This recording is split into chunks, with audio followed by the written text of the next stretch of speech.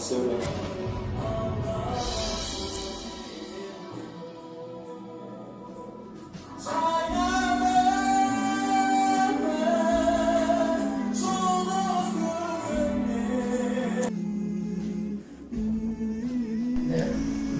Күнге рахмет, Мұхаммед Ахмет Шұқынаевқа.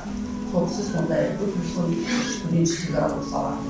Сағат 4-те біз естідік.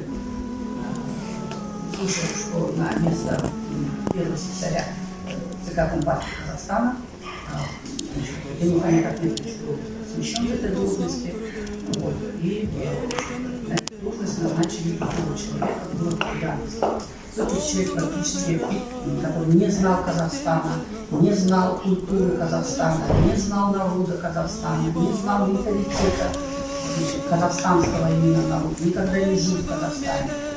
И этого человека назначили. Конечно, это уже начало будоражить, в первую очередь, молодежь, потому что молодежь – это самая восприимчивая часть населения.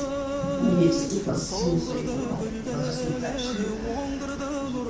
И не где-то 8'de biz bәрін жиналдық, мындай фойе, бәрін жиналып, өз наразылығымызды айтып, неге олай, неге бізден сұрамады, неге Москвадан бәрін шешіп, халықтың неге сұрамады, неге біздің кісі жоқ болмады деп, неге біздің кісімізді қоймады. Имеется в виду, почему из Казахстана, именно из Казахстана не был поставлен человек на должность секретаря. Были различные возгласы, конечно, о том, что нужно управлять площадь. Так как мы уже хорошо учились, мы еще оппозиция однозначно.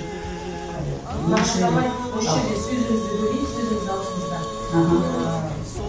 Білеміз, қазақтың сияқты ұлттар алаңға шықты. Оларды құшақ жайып қарсы алған жоқ. Ұрды соқты. Мен былай айтайын, біз неге алаңға келгенде, бұл милицияға ғой.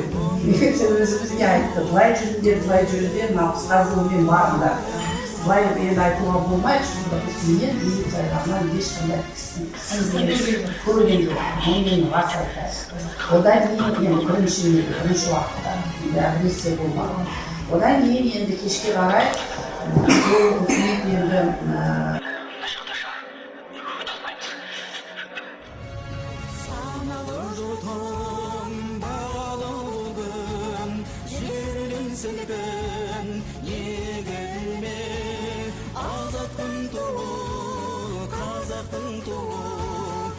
Жер кезіп кетермін отансыздай, үмітімді ақтауға жарамасын.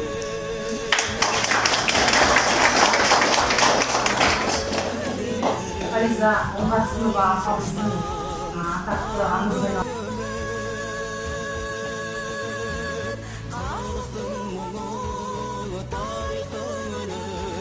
Желтоқсан жері